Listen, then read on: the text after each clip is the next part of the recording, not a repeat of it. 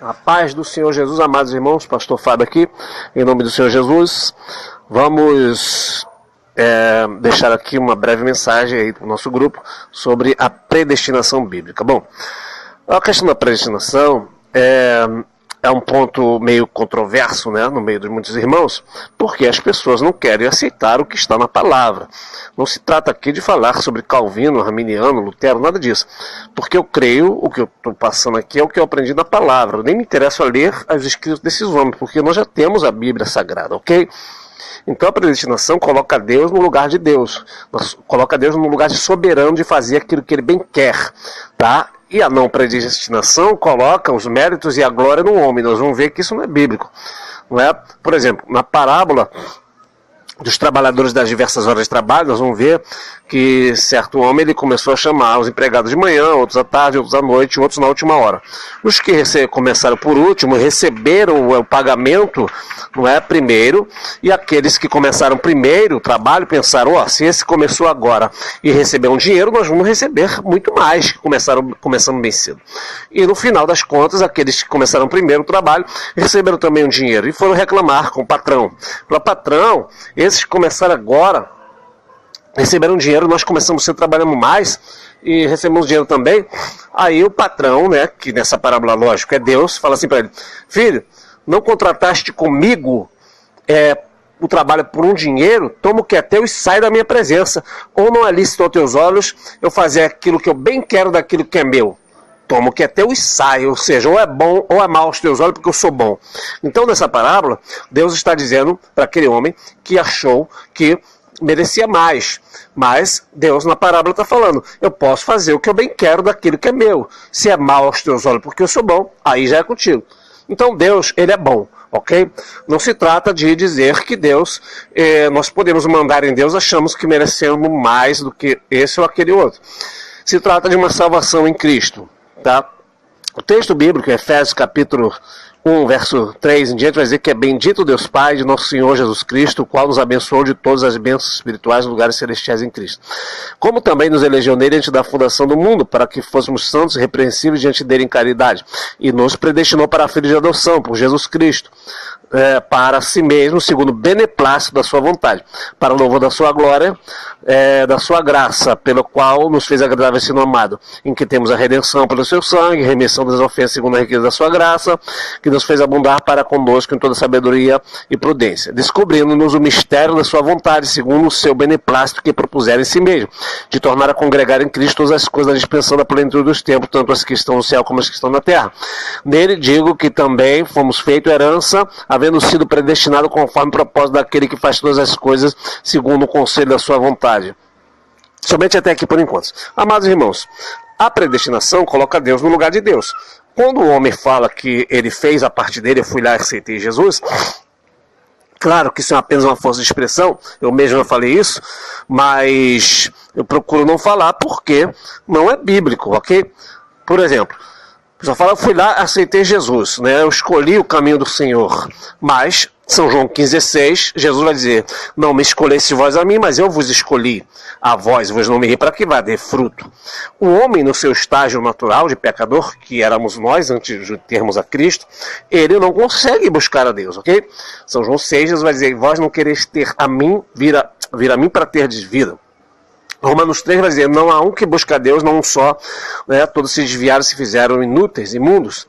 Então, não há um homem no seu estágio natural que busca a Deus. Então, o que Deus fez? Foi lá e buscou alguns.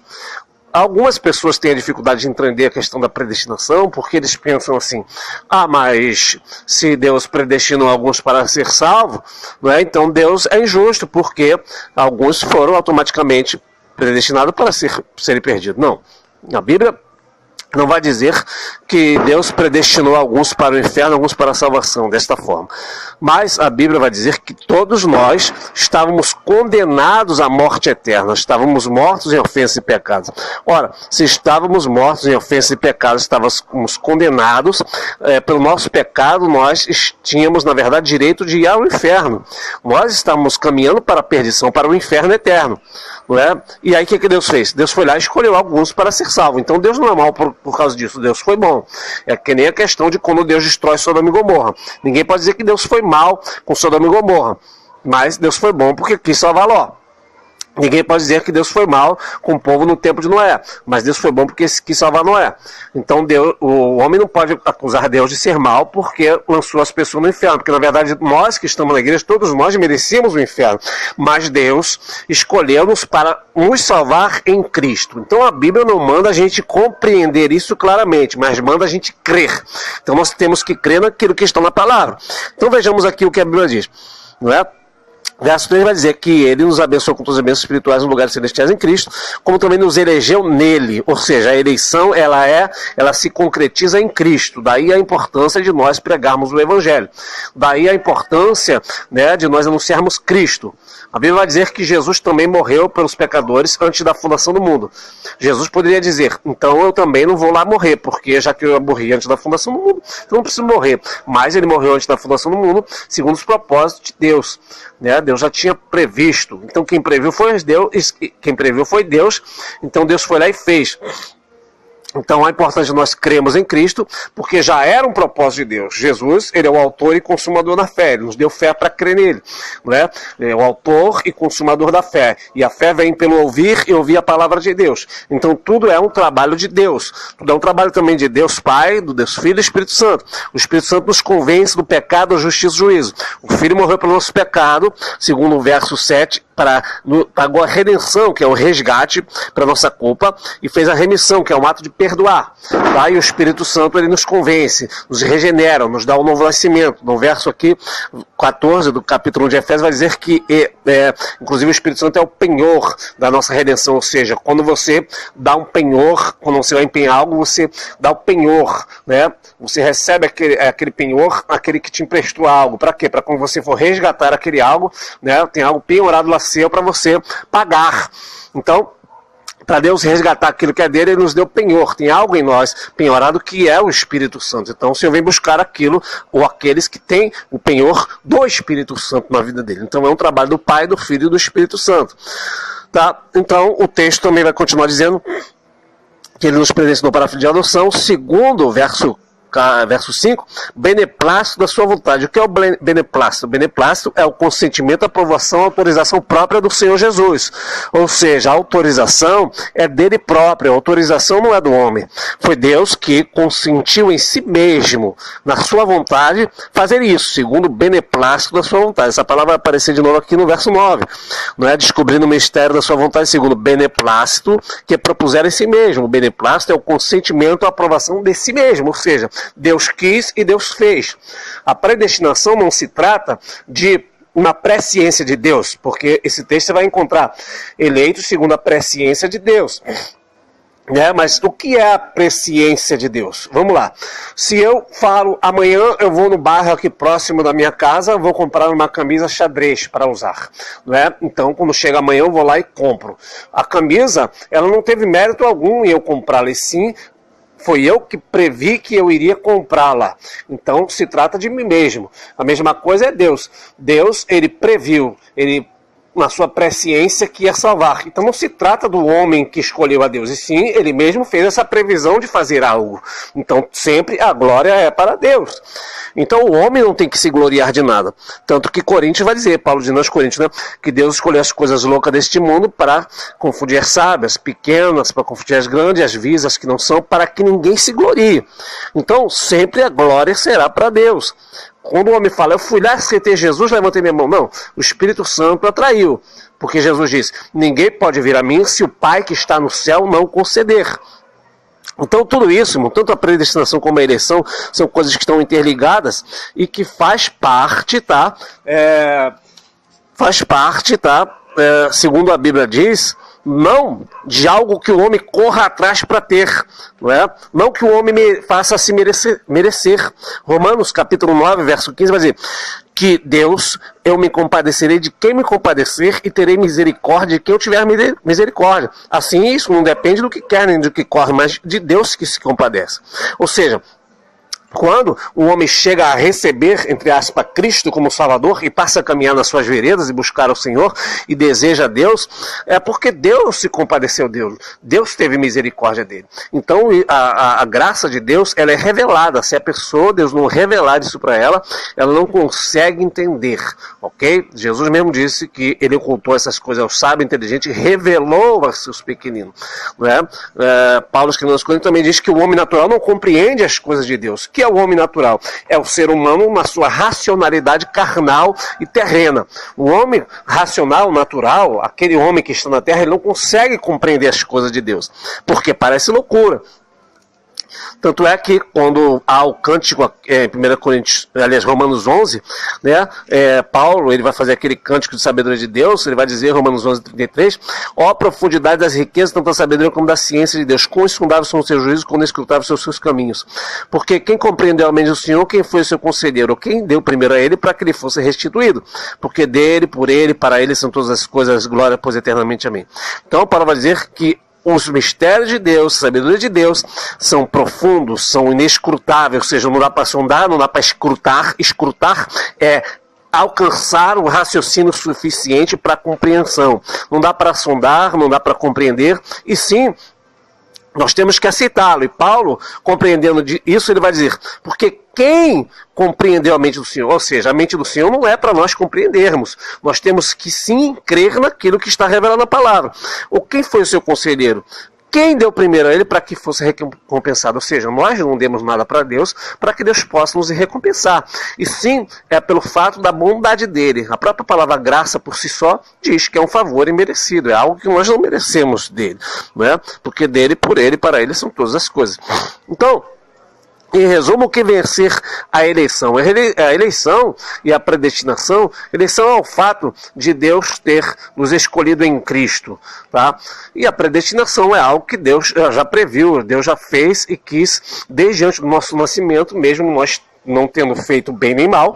Deus, é o fato de Deus ser soberano e escolher, tá? Você vai poder ver isso no próprio capítulo clássico de Jeremias 1, verso 5. Antes que formasse no ventre te escolhia, te santifiquei, as nações te dei por profeta. Ou seja, uma criança, antes de nascer, não tem capacidade de escolher Deus. Deus que tinha escolhido. Efésios 2:1 vai dizer que nós estávamos mortos em ofensa e pecado. Uma pessoa morta em ofensa e pecado, um morto não tem capacidade de escolha. É que nem a pessoa falar, mas e o livre-arbítrio? Livre-arbítrio não existe, ok? Não é bíblico. Essa ideia do livre-arbítrio é dizer que o homem tem capacidade de fazer aquilo que ele bem quer, quando isso não é verdade, tá? Quando Adão peca, Adão ele está na dimensão da eternidade, ele é um homem bom, criado à imagem e semelhança de Deus, pleno gozo e comunhão com o Criador. Então Adão, ele tem a capacidade de fazer o bem e o mal. Então Deus diz para ele não comer da árvore do bem e do mal, né? Poder comer as outras frutas das outras árvores. Mas ele tem essa liberdade, ele tem o livre-arbítrio, e ele escolhe, né, ir atrás de Eva e comer da árvore da ciência do mal, por isso ele peca. Como o salário do pecado é a morte, ele um dia vai morrer também fisicamente. Mas nós não podemos nos comparar com Adão. Adão é um homem livre. Ele faz o que ele quer. Ele tem capacidade de escolha. Hoje nós não temos capacidade de escolha. Por que nós não temos capacidade de escolha? E nós temos que entender isso. Porque nós estamos num corpo meramente mortal, pecaminoso, e este corpo pecaminoso não tem capacidade de liberdade de escolher. Então o que Deus faz? Deus foi lá, interviu para usar de misericórdia com a nossa vida. Aí se cumpre aquela palavra, terei misericórdia, quem eu tiver misericórdia. Deus teve misericórdia de nós. Deus usou de misericórdia conosco. Deus nos revelou o seu Filho Jesus. O Espírito Santo nos convenceu. O Espírito Santo nos batizou. Jesus nos batizou. Jesus foi lá e morreu numa cruz. Então, como nós lemos aquele versículo clássico da palavra, não é? Porque Deus amou o mundo de tal maneira que deu o seu Filho unigênito para que todo aquele que nele crê não pereça, mas tenha vida eterna. Então, se nós pararmos para pensar, nós vamos ver que partiu de Deus. Foi Deus que amou o mundo de tal maneira, não é? Para todos, ser salvo não, para todo aquele que nele crer. Então, para nós crermos em Cristo, tá? Há todo um trabalhar do Espírito Santo. Jesus abre os nossos olhos, né? São João 9 tem até uma coisa interessante, que quando aquele cego de nascença, ele é curado, as pessoas dizem que foi um endemoniado que o curou, e aquele cego vai dizer, pode porventura um endemoniado abrir os olhos de um cego? Então nós vemos que Jesus é o único que é capaz de abrir os olhos dos cegos. Tem muitas pessoas cegas nas religiões, inclusive igrejas evangélicas, e não conseguem enxergar que tudo é Jesus que faz, toda a glória é para Ele.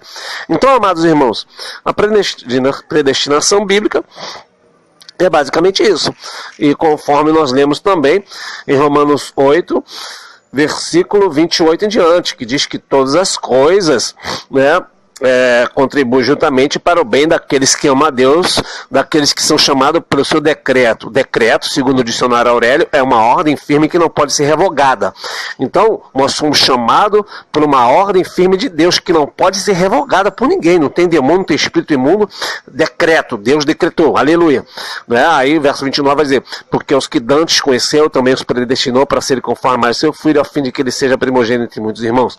E aos que predestinou, chamou, e aos que chamou, justificou, aos que justificou, glorificou. Vemos que isso aqui é uma palavra no Romanos capítulo 8, verso 30, poderia estar escrito: e aos que predestinou, a esse chamará, e aos que chamará também justificará, e aos que justificará também glorificará. Poderia estar escrito, não é, numa conjugação verbal do passado. No futuro, né? Porque essa palavra, quando Paulo escreve, iria chegar a muitas nações, mas no entanto ele escreve algo que já aconteceu, tá? Mas não tinha acontecido, mas na mente de Deus, no coração de Deus, na intenção de Deus, naquilo que Deus fez pelo seu decreto, já aconteceu. Eu acho que predestinou, está no passado. Chamou. Ou seja, Deus, Ele não me chamou quando eu vim, Ele não te chamou quando você veio, Ele já tinha chamado, já antes da fundação do mundo, Ele já tinha te justificado, e nós, no entanto, estamos na terra. Mas a Bíblia vai dizer que é este que justificou também glorificou, ou seja, na mente de Deus, Deus já nos glorificou, Deus já nos vê no céu, irmãos. Isso é muito sério. Aleluia. Então nós temos que não compreender, claro que essa minha compreensão aqui dos irmãos que vão ouvir o áudio é apenas uma compreensão meramente limitada, não é? Porque cada um tem um grau de compreensão da Escritura, o homem nada pode ter se não for dado do céu, mas Deus não nos chama para nós compreendermos muitas coisas, nos chama para nós crermos, ok? Então nós temos que crer naquilo que está na palavra. Então não se trata de um ensinamento de igreja A, B, de Lutero, de Armínio, mas sim uma predestinação bíblica, ok? Deus te escolheu, você é vaso de honra, e se nós continuarmos nesse texto aqui, você vai ver, louvado seja o nome do Senhor, falando sobre os vasos de honra e os vasos de desonra, não é? Então, se você não crer naquilo que está na palavra, simplesmente você está desprezando aquilo que a palavra diz, não é? Aquilo que Deus já determinou de antemão, naquilo que Ele quer fazer, naquilo que Ele é dele. Então, quando o homem ele levanta a voz para dizer, né, que ele é merecedor, que ele fez por onde, e agora ele está no céu, essa palavra é estranha, né? É estranha a fé bíblica. Verso capítulo 9, versículo 22, vai dizer: que diremos se Deus, querendo mostrar sua ira, dá a conhecer o seu poder, suportou com muita paciência os vasos da ira preparado para a perdição, para que também desse a conhecer a riqueza da sua glória nos vasos de misericórdia, para a glória já antes preparou, qual somos nós, não só dentre os judeus, mas também dentre os gentios. Uma coisa interessante também, quando nós olhamos esta palavra, já que existe o vaso de honra e o vaso de desonra, alguém pode dizer assim: por que então Deus se queixa quando alguém resiste à sua vontade? Ora, irmão, no verso 19 vai dizer sobre isso. Capítulo 9, verso 19. Diz-me então, por que se queixa ele ainda quando alguém resiste à sua vontade? Aí, verso 20, Paulo responde: mas, ó homem, quem és tu que a Deus replica? Porventura a coisa formada dirá o que formou, porque me fizeste assim? Ou não tenho poder, o oleiro sobre o barro, para da mesma massa fazer um vaso de honra e outro para desonra? Então aqui está dizendo que o homem não pode dizer para Deus: Deus, como é que tu vai fazer um negócio desse? Homem, quem és tu para replicar? Tu é barro, e o Senhor é oleiro, tu é caco entre os cacos. Ok? Então nós que recebemos esta graça e cremos em Cristo, né, nós temos sim que dar sempre a honra e os méritos e as glórias para Ele. Louvado seja o nome do Senhor. Só para encerrar aqui, inclusive na parábola, né, na parábola do casamento que Jesus conta, né, se eu não me engano ali no livro de Lucas 14, 15 ou 16, vai falar uma parábola da ceia, que ele chama os convidados, né? Na parábola da ceia, na verdade. E os convidados, a ceia estava pronta, mas os convidados não quiseram vir. E o que ele fez? Ele ficou irado e disse assim: chama os cegos, mancos, aleijados e força-os a entrar para que minha ceia, minha casa seja cheia. Então, na verdade, ali fala das duas naturezas pecaminosas do homem. Não é? O homem, na verdade, por si só, ele não quer Jesus, ele não quer Deus. Não há um que busca Deus. A nossa natureza pecaminosa que sempre vai escolher o mal. Não é? Mas o que Deus fez? Deus foi lá e nos forçou através de Cristo, nos convenceu do pecado, nos mostrou, nos trouxe, nos atraiu com cordas de amor, abriu os nossos olhos, nos fez crer, nos regenerou, nos deu o Espírito Santo, nos fez novamente nascido e agora dependemos dele também para morrer e para ir para o céu. Continuamos dependendo de Deus sempre, irmão. Desde que nós nascemos, nós dependemos naquele momento da fecundação do óvulo feminino, de sermos nós que entrarmos lá. Nós dependemos da gravidez da nossa mãe não ter sido abortada. Nós não lembramos dos primeiros dias de vida que nós éramos bebês indefesos, mas no entanto Deus estava ali, nos guardou, nos livrou das doenças, trouxe até aqui e dependemos agora. Tanto é que nós não podemos nos matar. Né? Nós temos que esperar o dia da morte, temos que esperar Jesus para nos arrebatar, se for o caso também. Enfim, dependemos sempre de Deus, então sempre os méritos será para Deus e para a glória de Deus. Está aí uma introdução sobre a predestinação bíblica e a eleição em Cristo Jesus. A paz do Senhor, Deus abençoe todos.